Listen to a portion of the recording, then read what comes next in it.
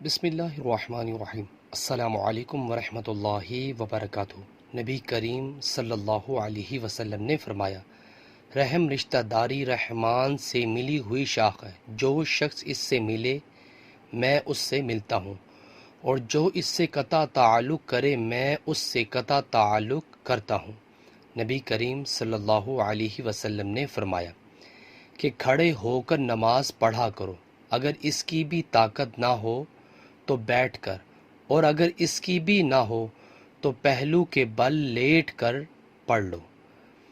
نبی کریم صلی اللہ علیہ وسلم نے فرمایا، جس نے ٹھنڈے وقت کی 2 نمازیں وقت پر پڑھیں، فجر اور عصر، تو وہ جنت میں داخل ہوگا۔ نبی کریم صلی اللہ علیہ وسلم نے کبھی کسی کھانے میں کوئی عیب نہیں نکالا، اگر پسند ہوا تو کھا لیا اور اگر ناپسند ہوا تو چھوڑ دیا۔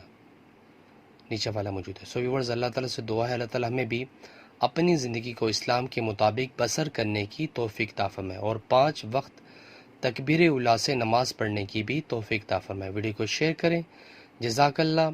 السلام علیکم ورحمۃ اللہ وبرکاتہ۔